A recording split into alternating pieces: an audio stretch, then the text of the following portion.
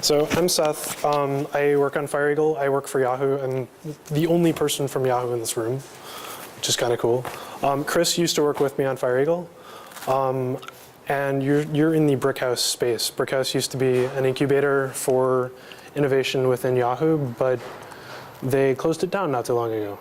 So we've got what we've got. So that was the whirlwind introduction to PubSub. What I'm going to do is I'm going to show you a globe that's just chattering back and forth a little bit. It'll take a second before it catches up. This is one of the problems when you don't handle presence properly.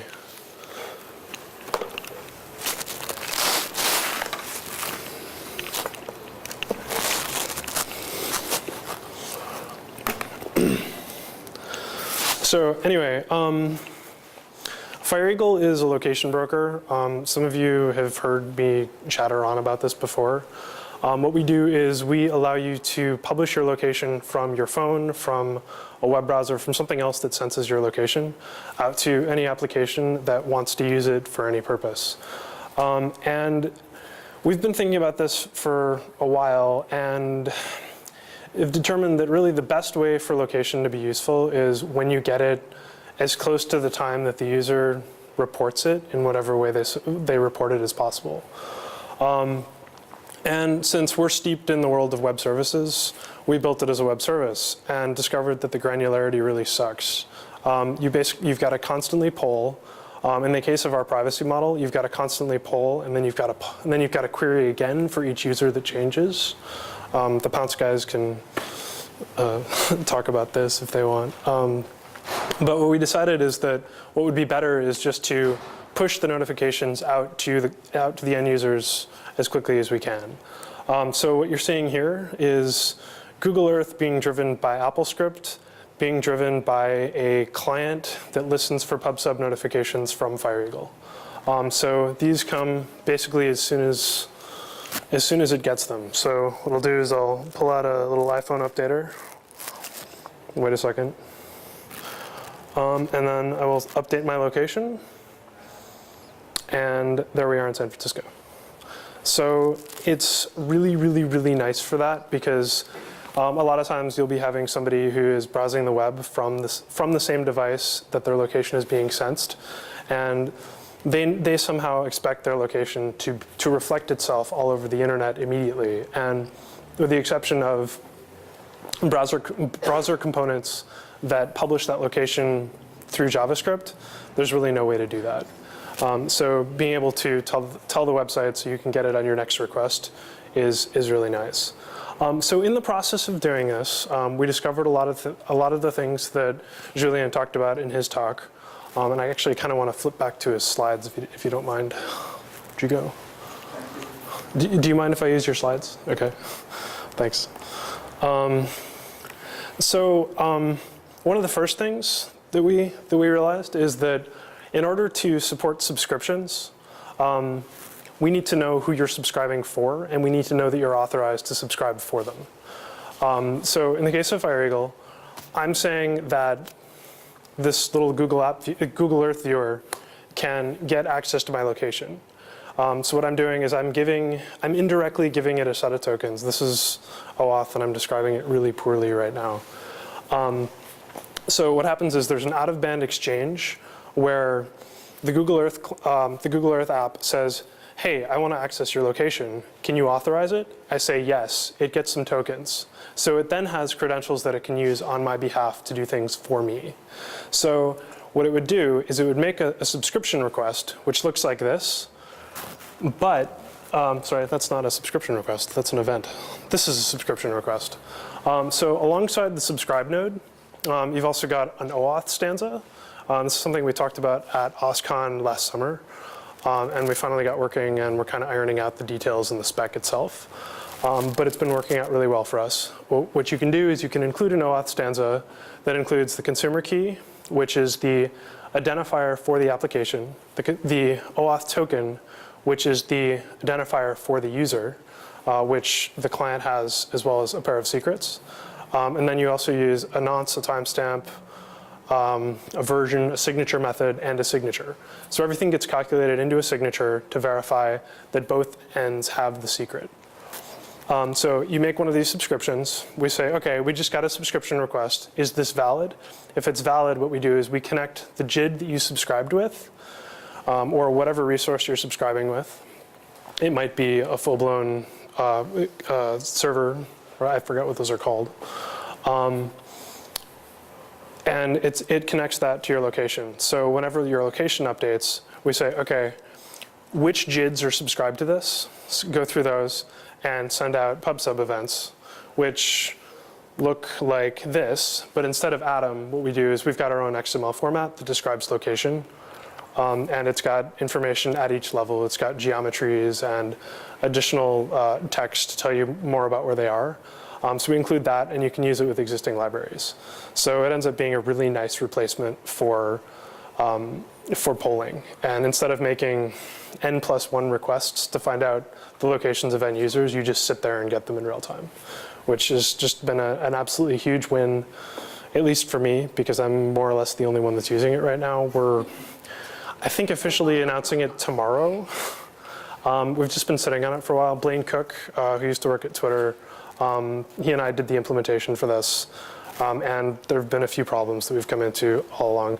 None of it's been specification related. Some of the complications that Julien mentioned, like here, clients, don't implement a client. Your only alternative is to implement a component, which means that you're using eJabberD just as a faceplate to the internet to handle the federation. So what it means is you have to handle presence. And as you saw at the beginning of the demo in Google Earth, we don't handle presence right. We're tracking presence on bare JIDs. We're not tracking it per resource. And we also don't want to send the messages out to clients that have been offline for some period of time. But how do you find out if they've been offline for some period of time? You have to implement that logic yourself. Nobody provides that middle piece there to do that. And you can add more and more components, but then you've got to track state between the components. We're using a queue system, so the components talk to one another using a queue. So we've got the initial component, which receives all the XMPP stanzas. It queues them up for something else to process. That splits it out to different workers. Those workers do the right thing, put it back on a queue that the component picks up from and just sends stuff out. So it's just a little in-out thing. But the problem is if one of those workers goes down and you've got an IQ request and expect a response, you might never get a response if the worker doesn't work. So it's another issue that we've bumped into. That's what I was going to go into there.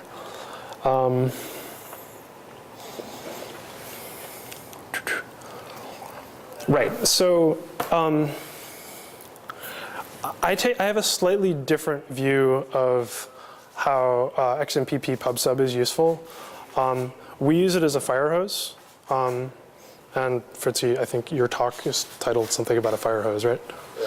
Not just a fire hose. Not just a, okay, cool. So you've seen the fire hose. And you've also seen how you get kind of, it's less of a fire hose and more a series of wildfires being served to you on platters, like different types of RSS feeds. But you can also do things about retrieving resources, and you can operate on resources. And I think you're going to get into that a lot more. So I'm not gonna touch that, in part because we're not doing anything with it right now. One of the things we'd like to do is we'd like to make our entire API accessible over XMPP. As right now, you just subscribe and you get the notifications, but there's no way to update a user's location. You have to do that over HTTP. You have to do all the lookup calls. And one of the reasons that I'd like to move that to XMPP is that you get the major wins of having an asynchronous protocol that's federated. So your clients can be out on the internet talking to their local servers. So you're only talking to a limited number of servers out in the world, and you don't have to respond to them all right away, which is pretty awesome. So that's basically what I've got there. I was kind of hoping that we could turn this into a little bit more discussion in the 5 or so minutes that I was going to try and take up. So, yeah. I was going to say, Sleek XMPP, which is my Python lib, I added component support to it. And you can turn on presence tracking, and it does all the dirty work for you as far as Cool. managing subscriptions and rosters and things like that without actually having them. Okay. Yeah, I've started to implement some of that for a Ruby component, but it's based on a threaded model, which sucks. So yeah, I'd like to look into that a bit more, or look at plugging into Wackle as a pluggable point. One of the things I've been thinking about recently is just given how much of a pain it is to have to implement that entire middleware piece. The internet's got CGI, the internet's got the servlet protocol, RAC, WSGI, all sorts of different things that describe this is an HTTP request. Here's something that plugs into it. It's clear how it plugs in. I'd like to see something like that for PubSub, and maybe a little bit more generally than PubSub, but first for PubSub, because you've got nodes, and I think your talk's also going to talk about this. Those nodes are individually configurable by the clients, so you're reaching into this black box, changing a bunch of bits and things, but you can't, it becomes a lot trickier to actually implement logic behind each of those individual nodes. I think you guys termed it a node is code. Ralph and Blaine in Brussels or something, I heard some mention of that. I think the node as code model is really useful because not every application needs to think about affiliations and needs to think about presence. They just need to know whether a user's online or not. So if they have some sort of protocol that passes that information to them, they do whatever they want, and it could be backed onto a web front end as well. You could use whatever protocol you want. What you do is you map node patterns to a queue, and then you write a bunch of workers that subscribe to those various queues. They get the context information in a format similar to WSGI, process it, put it back on a result queue, and then the kind of Uber component sends everything back. So that I think is kind of a neat idea, and I don't know. What do you guys think about that? I think in DJabberD there's something similar to that. Isn't there some Gitman integration? Well, not officially, but from many people's plugins they use. What is it? What kind of integration? I mean, so the XMPP server that like LiveJournal and people use is asynchronous. It's like, twisted or whatever. But people then, in their asynchronous callbacks, basically it's all pluggable, and so it doesn't really provide anything with the core by itself. And then you write these plugins that are all async. And people tend to then dispatch their blocking synchronous work, database calls, or whatever to Gearman. So they put a Gearman client inside of DJabberD. Okay. And so then they have a big farm of workers that are DJabberD worker nodes that then asynchronously, send the result back to DJabberD, which is all still event-based. What sort of information gets sent across to the Gearman workers?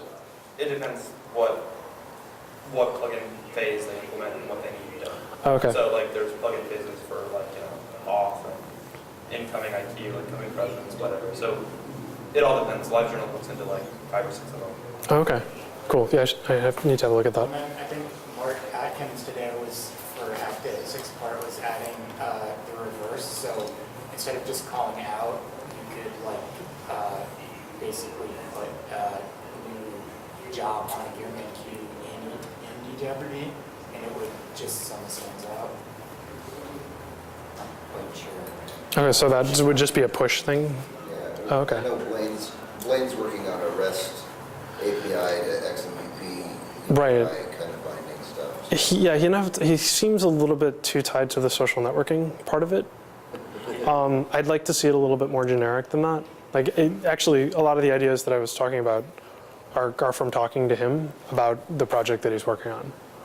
So in terms of your middleware, I think Wackle and Idaball make great middleware for XMPP apps and PubSub apps in general. So Idaball is a PubSub implementation on top of Twisted, but it's very simple. You plug in what you want the nodes to be like. You write a little plugin that implements whatever the node does, and you can write new backing stores if you don't want to use one of the ones that they put in. So. I mean, it sounds like it's basically the same thing as DJabberD, and it seems like there should be some sort of common protocol there, so that you can just plug. Protocol, right? You have XMPP already. So. Well, you do, but what are you plugging it into? I mean, I guess, or how are you connecting to the worker instances? So if you've got stuff you want to pass over, for instance, RPC calls, you can use the XML RPC binding over XMPP. There's a set for that. Oh, that's true. Well, then then each of your workers has to implement the server as well. And you've potentially got serialization issues.